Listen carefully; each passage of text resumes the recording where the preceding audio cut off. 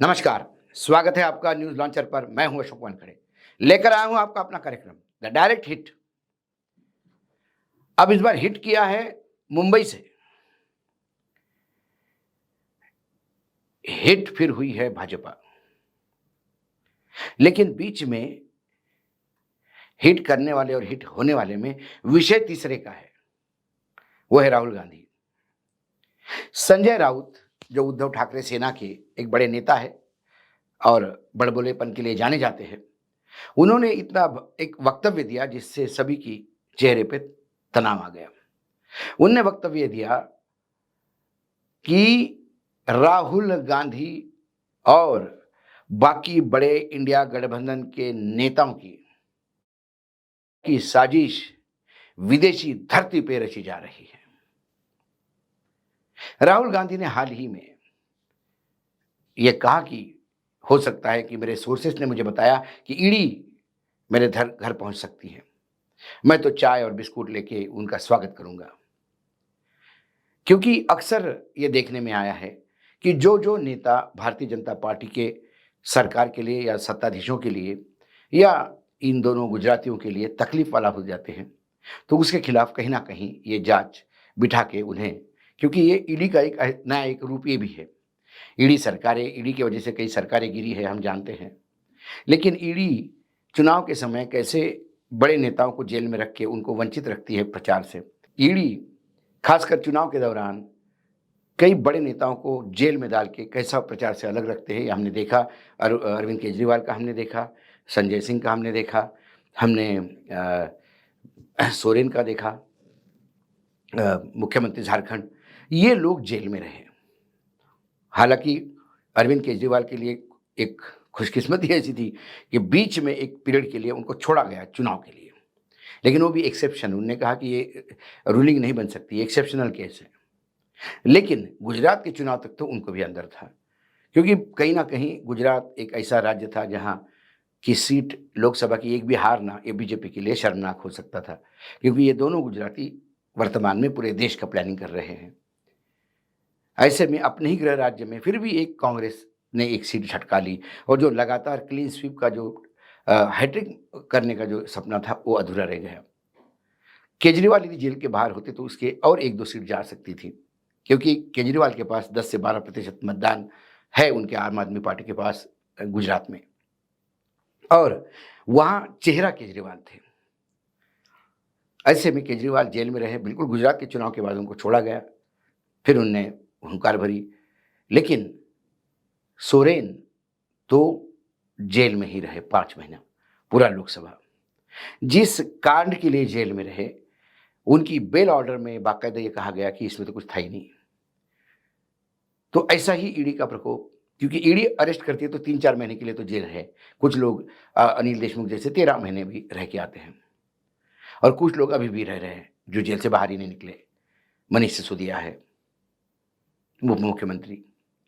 तो यदि राहुल गांधी का मुंह बंद करना है, 4-5 महीने के लिए वो अंदर रहे, इन 3-4 राज्यों के चुनाव जो हो रहे हैं, महाराष्ट्र, हरियाणा, झारखंड और जम्मू कश्मीर, यदि इनसे अलग रखना है तो एक जेल भेजना, और कम से कम पार्लियामेंट में तो लगातार हमलावर जो हो रहे हैं वो, और सरकार को जिस हिसाब से परेशान कर रहे हैं वो नहीं होगा।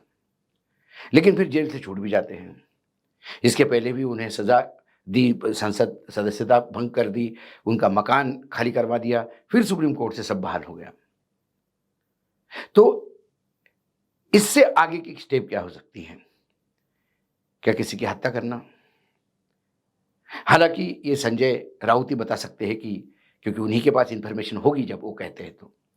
लेकिन संजय राउत एक सांसद है, राज्यसभा के, एक अखबार के संपादक हैं, समाज में एक उत्थान रखते हैं, अपने पार्टी में एक ऊंचा ओहदा है उनका।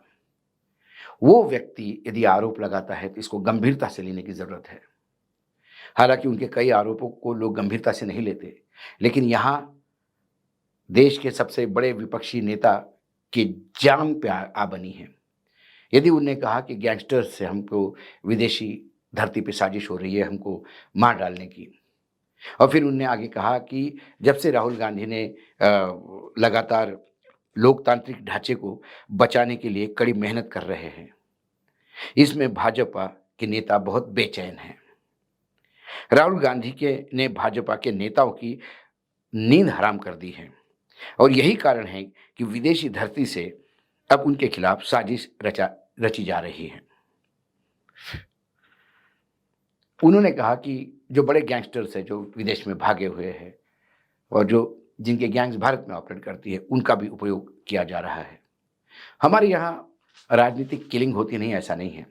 राजनीतिक हमारे यहाँ पहले भी होते आ रही है और खासकर गुजरात में पांडेन की हत्या हुई, वो आज भी समझ के परे हैं। या जज लोया की, हालांकि सर्वोच्च न्यायालय ने भी क्लीन चिट दी, लेकिन कई ऐसी किताबें उनके ऊपर छपी है, उन पे कई प्रश्न अनुत्तरित हैं। L N Mishra ji railway मंत्री थे, तब उनकी हुई, इंदिरा जी की हुई। पॉलिटिकल और गांधी परिवार के साथ तो ये लगा ही हुआ है। राहुल जी ने अपने माता को खोया है, राहुल जी ने अपने दादी को खोया है, फिर अपने पिता को खोया है। अब जब राहुल गांधी पहली बार उपाध्यक्ष बने, जयपुर का वो अधिवेशन था और तब उन्होंने कहा कि जब मैं मेरे माँ को ये फाइनल बताने गया कि हाँ मैं अब पॉलिटिक्स में एंट्री करने जा रहा हूं, तो मेरी माँ बहुत रोई। सोनिया जी की बात करें तो सोनिया जी कतई राजनीति में आना नहीं चाहती थी, स्वयं ही राजनीति से दूर रहना चाहती थी। उन्होंने पायलट राजीव गांधी से शादी की थी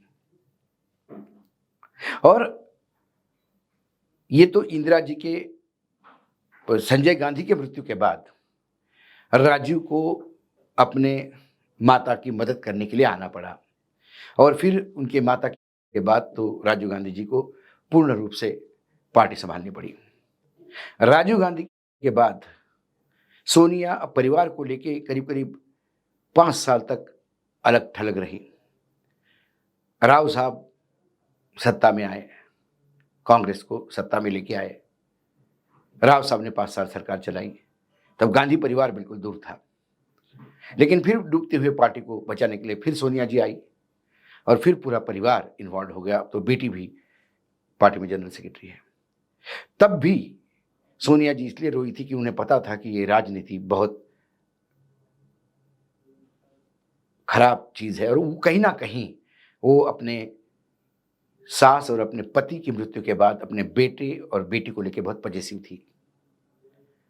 ऐसे परिवार जिनके साथ ये हादसे 2 बार हुए हैं और यदि एक उनका परिवार का वंशज यदि धुआंधार बैटिंग कर रहा है और इस सरकार को पूर्ण रूप से कटघरे में खड़ा कर रहा है, तो ऐसे माथे फिरू कई होते हैं देश में।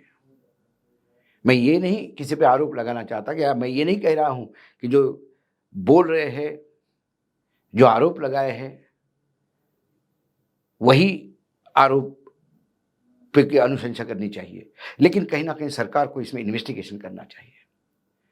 संजय राउत ने आरोप लगाए, वो अपने जगह पे है, लेकिन ये ऐसा होता आ रहा है और यदि इधर भी इतिहास और उधर भी इतिहास, यदि हम इतिहास की बात करें तो ऐसे में प्रिकॉशन लेना बहुत जरूरी है, क्योंकि विरोध पचाने की ताकत होनी चाहिए सत्ता पक्ष को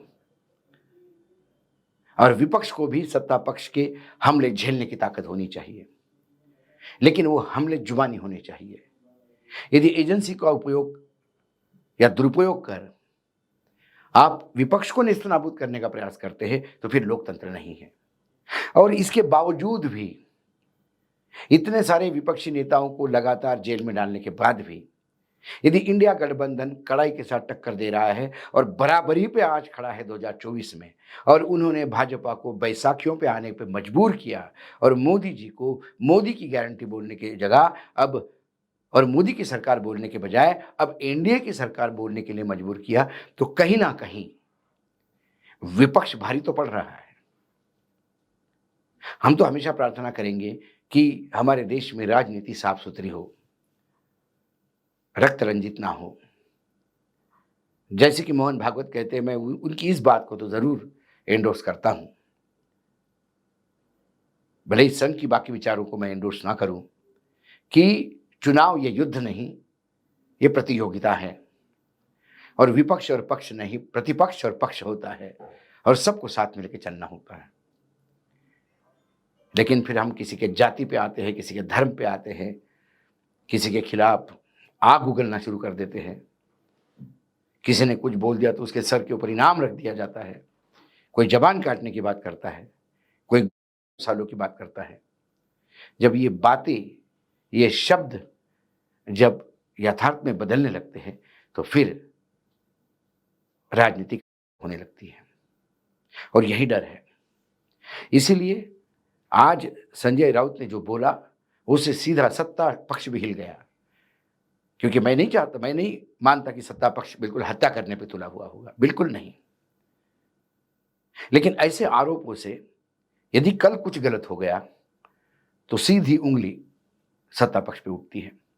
इसलिए सत्ता पक्ष भी हिट हुआ है और यकीनन मुझे लगता है कि राहुल गांधी की सिक्योरिटी में भी बढ़ोतरी की जाएगी यदि उनको थ्रेट है तो। और संजय राउत को भी डिटेल पूछना चाहिए कि आपने वक्तव्य किया, एक जिम्मेदार इंसान है, तो ये वक्तव्य में भी कुछ जिम्मेदारी से बोला होगा, तो वो भी कुछ इन्फॉर्मेशन दे तो शेयर कर लेनी चाहिए।